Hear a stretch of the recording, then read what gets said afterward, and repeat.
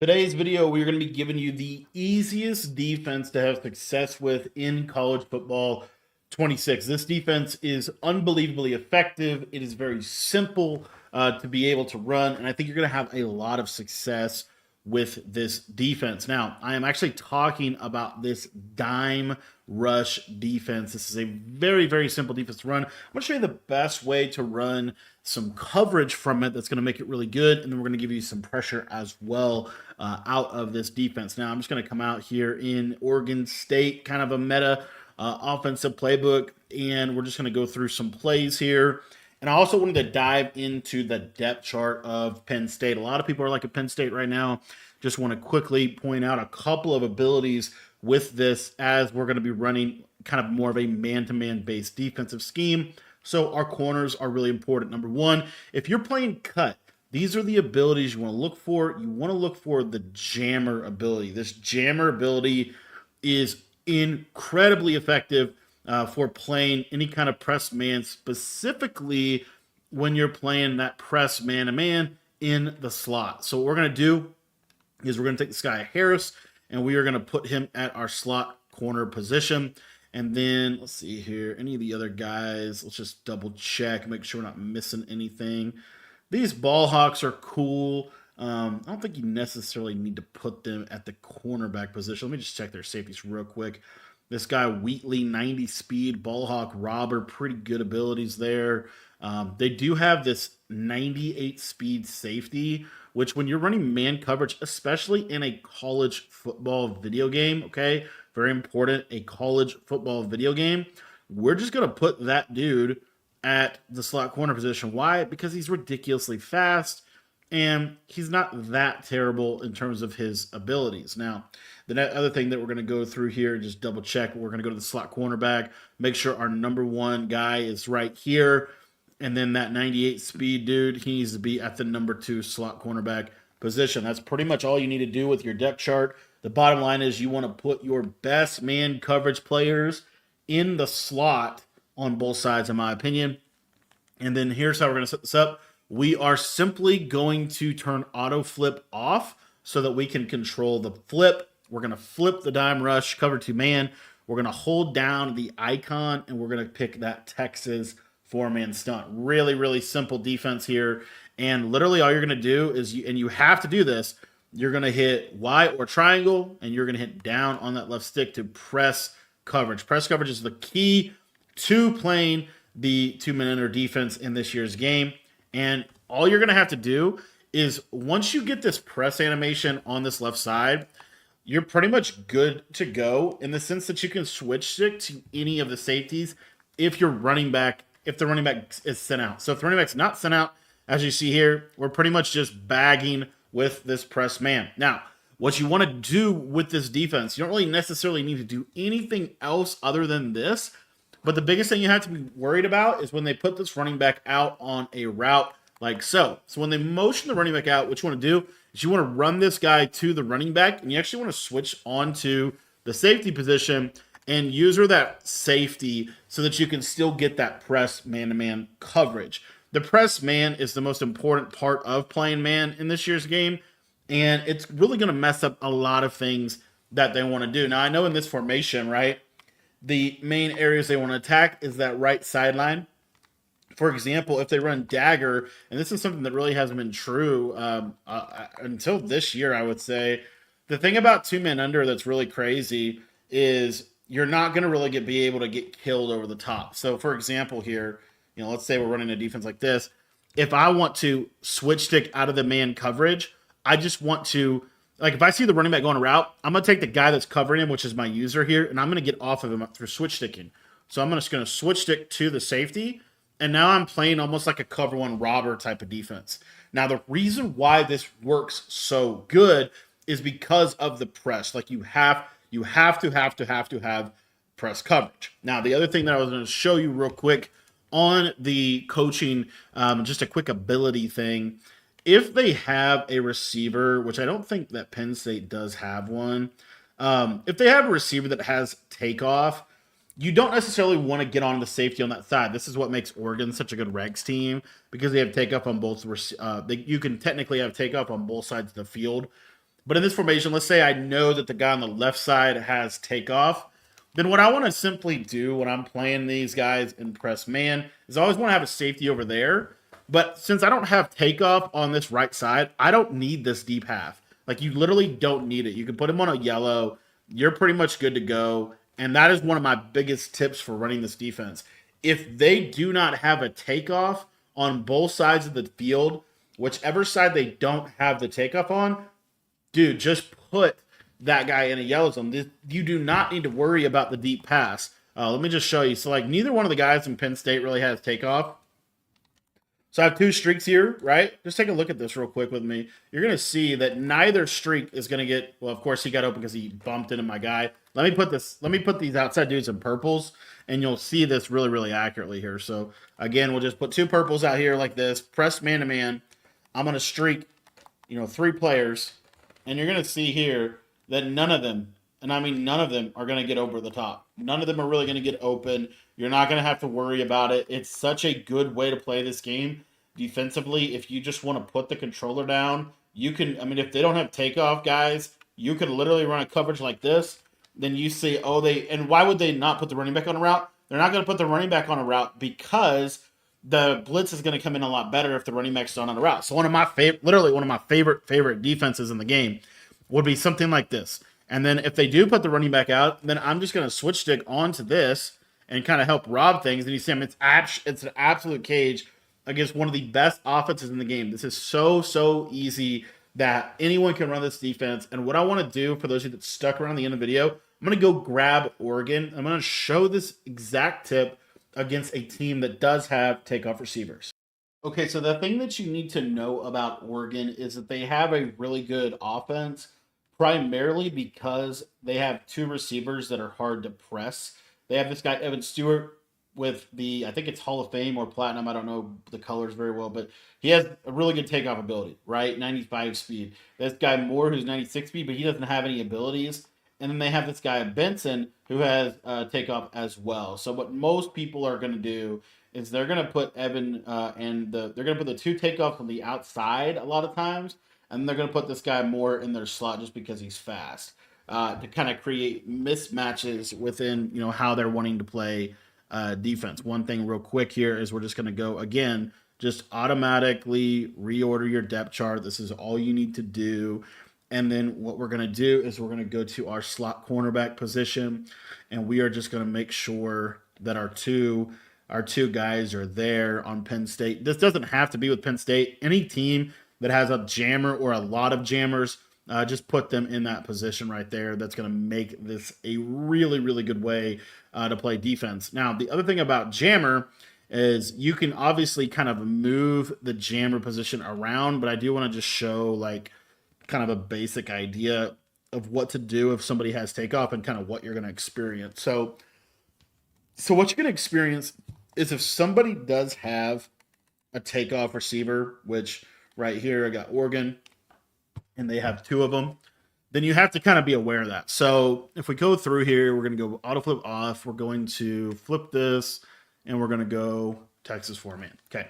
So I want you to watch kind of both sides here. We're just going to kind of let this run, but I just want you to kind of see what happens. So as you see here, Benson, he has takeoff, and Stewart has takeoff. I'm just going to run 2 streaks, and then really the rest of the stuff, we'll just kind of make it, basic here. So we're just going to do like a drag and a post, just to keep it simple, right? Actually, I'm going to do a crosser. Anyway, watch both sides here. You're going to see that the takeoff does activate in terms of the ability to be able to like kind of not get pressed. Like you'll even see this receiver like light up to a degree if you're playing the game.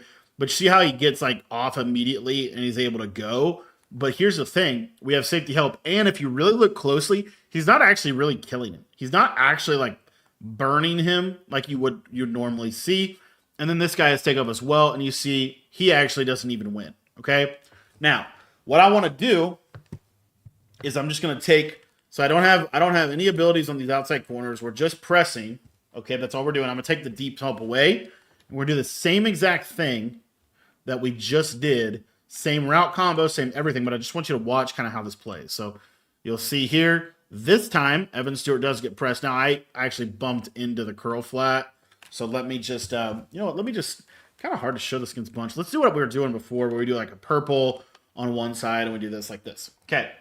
So again, we're kind of isolating these abilities, but these are the these are the couple abilities you just need to really be aware of because they're the ones that can kill you. As you see here on the left side, if you take safety help away, he's going to get a step if he has takeoff.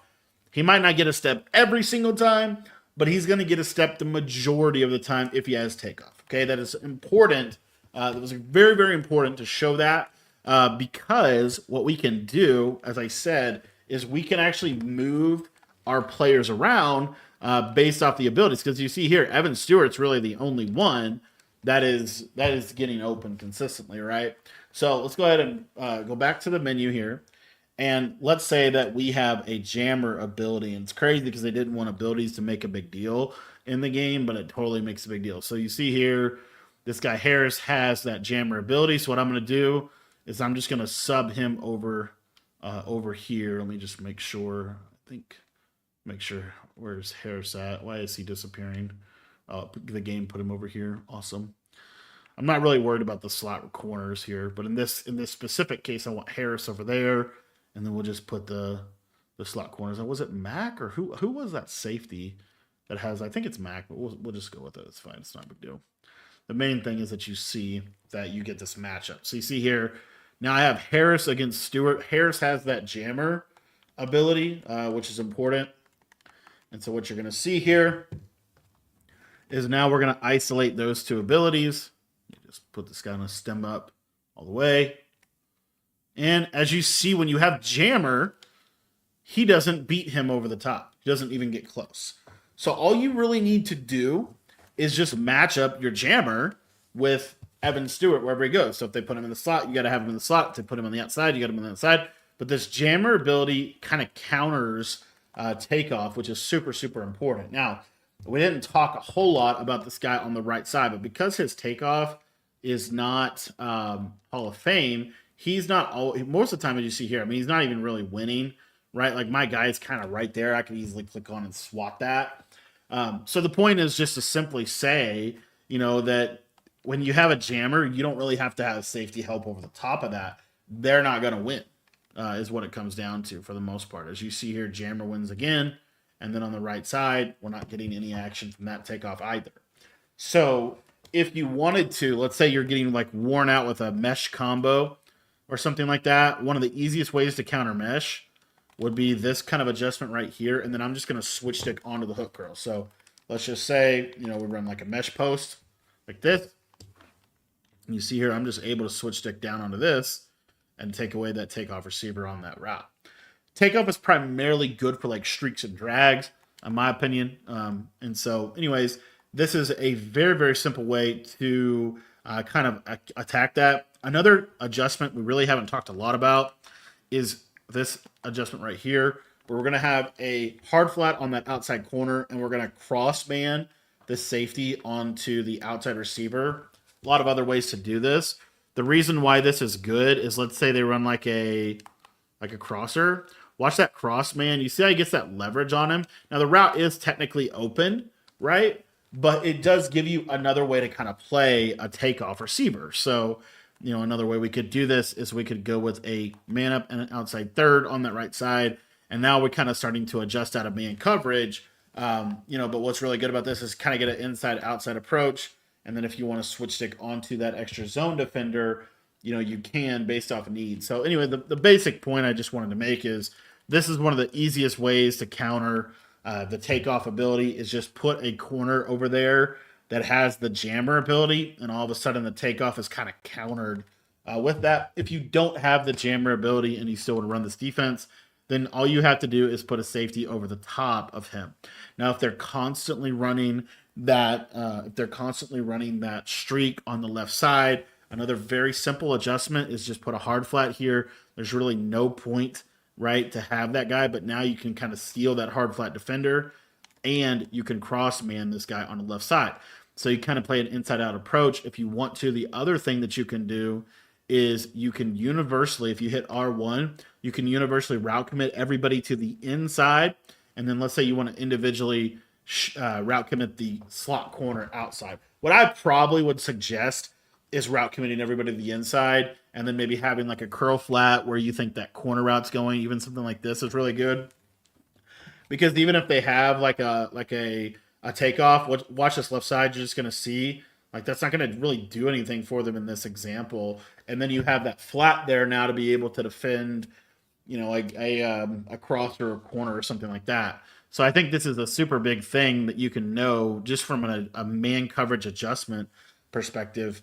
Being able to do a defense that looks something like this is extremely effective, because, and another little underrated adjustment is you could even take this guy on the left side, and you could do all kinds of stuff with that guy. But if you do have a takeoff in that position, it kind of makes sense to not necessarily have to play press if you don't have a jammer.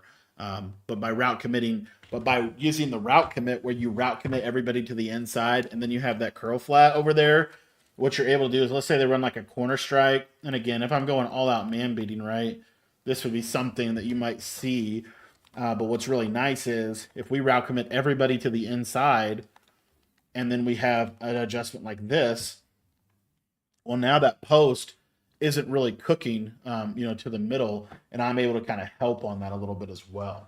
So those are some other little, tricks and tips with running a man coverage based scheme. I do really love like a cross man, even if it's something like that, where you run like a cover 2 on one side. This is kind of a super adjust, but you run cover 2 on one side. And then the reason why I love this is because one of the best routes in the game that nobody really runs right now is this deep over from a solo wide receiver. But watch this cross man. When you cross man it from the safety position, you get a lot better leverage for your players to be able to play. So anyway, the biggest thing that I wanted to kind of just go over is the jammer ability, the takeoff. The takeoff is really the counter to 2-man under, but the counter to the counter is to either utilize a jammer where you then don't need safety help anymore, or you could cross man with the safety so the takeoff isn't really going to activate. And then what that allows you to do is have a flat defender now that you are free. Like, let's say, for example, they run corner strike. You're now free as a user to switch on to this flat defender, for example, and you play really, really good defense with that. So this is the kind of the man coverage version of dime rush, but I think it's really, really effective. And I do think universally shading everybody inside, if you want to shade like the slot receiver outside, go for it, because he's the one normally on a corner route. But man coverage is really good, and adjusting out of a man coverage is really, really good in this year's game. If you want to learn more about dime rush or just getting better at college in general, check out our school community. It's $10. It gets you access to everything for college football and Madden, all of our ebooks, all of our full schemes, everything you need to know to win more games. If you want to sign up for that, that link is in the description down below.